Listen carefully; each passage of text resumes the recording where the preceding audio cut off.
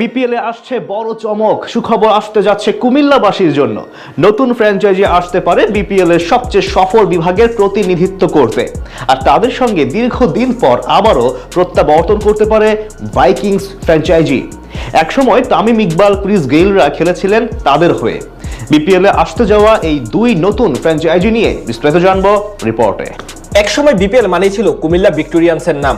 বিশ্বের সব সেরা বিদেশি তারকাদের পাশাপাশি দেশীয় শীর্ষ ক্রিকেটারদের নিয়ে প্রতিবারই শিরোপা জয়ের অন্যতম বড় দাবিদার হিসেবে অংশগ্রহণ করত গুমতিপাড়ের প্রতিনিধিরা।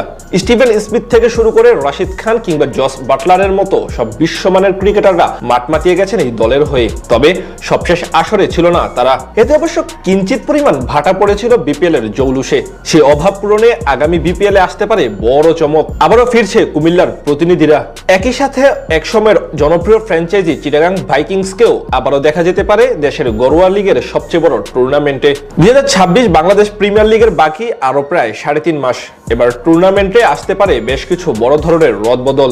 বিশেষ করে আগের বারের একাধিক ফ্র্যাঞ্চাইজিকে বাদ দিয়ে নতুন মুড়ুকে মাঠে গড়াবে বিপিএল এর 12তম আসর। পাশাপাশি যুক্ত হবে কয়েকটি নতুন ফ্র্যাঞ্চাইজি, যেখানে এখন আলোচনায় এসেছে কুমিল্লার নাম।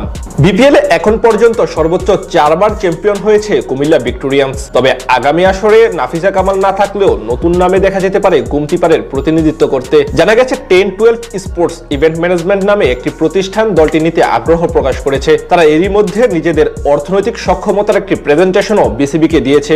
নাম প্রকাশে অনিচ্ছুক দলটির মূল ফ্র্যাঞ্চাইজি প্রতিষ্ঠান হিসেবে থাকবে ফার্স্ট এসএস গ্রুপ। 10-12 স্পোর্টস এর এক শীর্ষ কর্মকর্তা জানিয়েছেন, কুমিল্লা দলটির জনপ্রিয়তার কারণেই তারা আগ্রহ দেখিয়েছেন। যদি বিসিবি কুমিল্লা নামে দল দিতে রাজি না হয়, তবে তারা অন্য যে কোনো দল নিতেও প্রস্তুত। এরই মাঝে নাম ঠিক করে রেখেছে তারা। বিসিবি যদি অনুমোদন দেয়, তাহলে কুমিল্লা ফাইটার্স নামে দেখা যেতে পারে তাদের। এদিকে কুমিল্লার পাশাপাশি বিপিএল এ দল নিতে আবারও আগ্রহ জানিয়েছে চিটাগাং ভাইকিংসের মালিক ডিবিএল গ্রুপ। এক সময় টুর্নামেন্টের অন্যতম জনপ্রিয় ফ্র্যাঞ্চাইজি ছিল এটি। তামিম ইকবাল, লোক রনকি থেকে শুরু করে অনেক নামকরা ক্রিকেটাররা মাঠ মাতিয়েছেন তাদের হয়ে। এবার মৌসুমে যেহেতু চিটাগাং কিংস থাকছে না, তাই তাদের স্থলাভিষিক্ত হিসেবে বন্দরনগরীর প্রতিনিধিত্ব করতে চায় প্রতিষ্ঠানটি। জানা গেছে তাদের ব্যাপারে বিপিএল এর গভর্নিং কমিটিও বেশ পজিটিভ। অতীতের কোনো বিতর্ক না থাকায় আসন্ন বিপিএল এ প্রত্যাবর্তন করতে পারে ফ্র্যাঞ্চাইজিটি। যদিও একই অঞ্চল থেকে বাংলাদেশি বংশোদ্ভূত মালিকানাধীন বাংলা টাইগার্সও চেয়েছে দল পরিচালনা করতে। সব মিলে বলা চলে বেশ বড় চমক অপেক্ষা করছে আসন্ন বাংলাদেশ প্রিমিয়ার লিগ ঘিরে।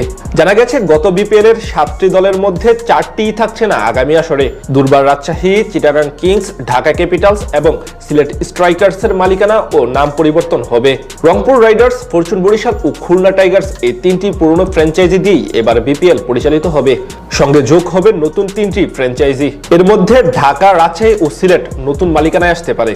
একসময় বিপিএল মানেই ছিল কুমিল্লা ভিক্টোরিয়ান্সের নাম। বিশ্বের সব সেরা বিদেশি তারকাদের পাশাপাশি দেশীয় শীর্ষ ক্রিকেটারদের নিয়ে প্রতিবারই শিরোপা জয়ের অন্যতম বড় দাবিদার হিসেবে অংশগ্রহণ করত গুমতিপাড়ের প্রতিনিধিরা।